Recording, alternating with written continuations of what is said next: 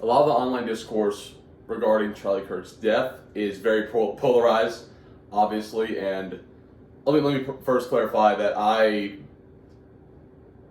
don't know how else to describe it, but I've mourned his death. I don't usually care too much. I mean, being completely honest about the deaths of famous people, but because of the innocence and just what a beautiful soul he was, it's affected me very deeply. And I certainly am not saying this from a position of I don't want revenge.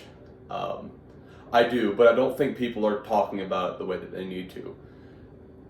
This is not a physical battle against a physical person. None of this is. As Christians, we don't fight. I mean, we do not fight against flesh and blood, and we look at that as like some sort of philosophical, theoretical thing. It's not. God gives us a very clear fighting plan in Matthew 5 and through 8, like the whole Sermon on the Mount. It's the way that he shares with us the right way to live.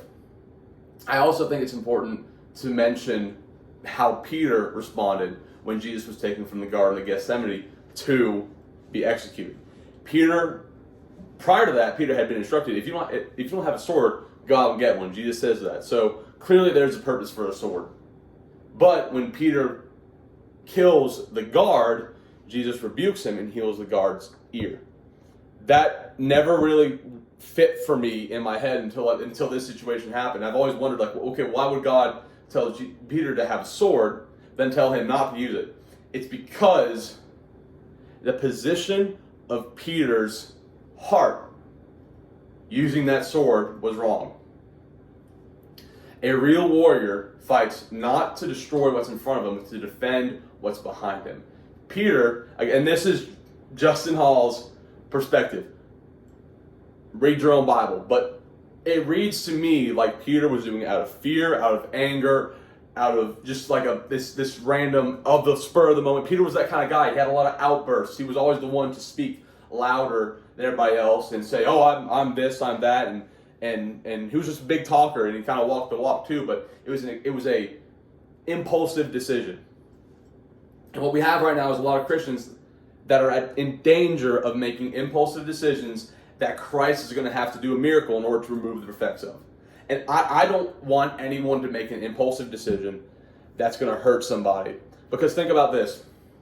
You know how it makes me so angry how many people are applauding and clapping and cheering on the fact that Charlie Kirk was assassinated.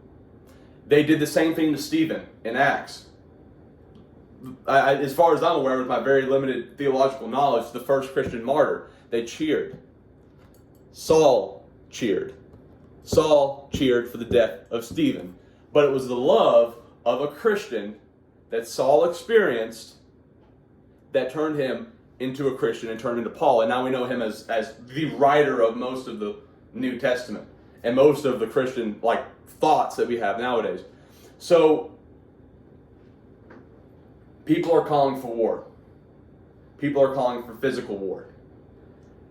That's not the war we need to fight. We're fighting a different war. We're fighting a more difficult war, a war that's spiritual, and a war that's fought with love and forgiveness. And that's not being a coward. That's not being weak.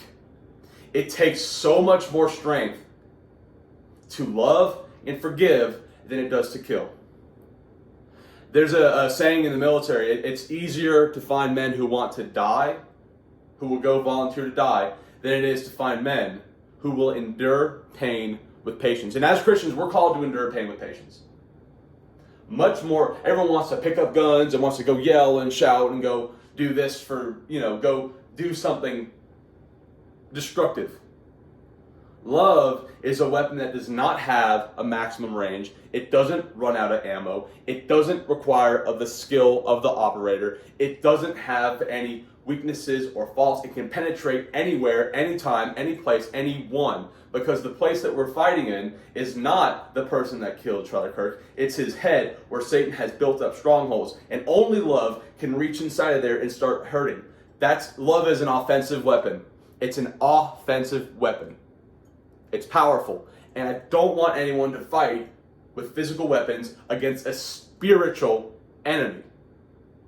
We're not fighting physical battles on physical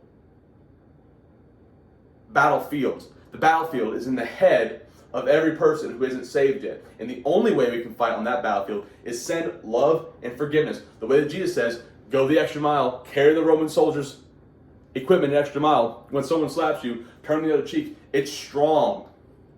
That's the sort of weapon that's going to win this fight against people who want to kill us. So, I want to encourage you to take up a different type of war. And don't get me wrong, it is war. And we're not fighting. No one's fighting this war. Prayer and love and forgiveness are weapons. And you need to learn how to use them. And you need to start using them like weapons. Attacking people with it. Attacking Satan in their head with it. True love, true forgiveness is the only hope we have against someone who is so caught up in Satan's lies and Satan's deceptions and Satan's identities. That's the only weapon that can pierce that. Because unless we fight that, we're not going to win. Our win condition is souls going to heaven. We're just passing through this world. We're just passing through. This is not our permanent home. These are not our permanent jobs. These are not our permanent pains. We are going to put on a new life with a new body in heaven. And we need to make sure that we are helping people get to heaven and fighting that war. So I wanted to throw my hat into the ring of people discussing this. I'm heartbroken. I'm mourning. We need to stand up. Certainly need to stand up. But to the people who are calling for some sort of physical war or physical violence, I think you need to read your Bible a little more and see how Jesus fought this spiritual war. But I'm praying for you guys. I'm praying for Charlie Kirk's family. I'm praying for everyone as we're going through this difficult time. We can't forget that the world hates the light, and that's why the world stopped him. But when Stephen was martyred in Acts, the church grew like a wildfire. So let the church do that. The church is going to do that. But it's not going to be this physical war. Fight the spiritual war. Fight the war that God called you to fight. Thank you, guys.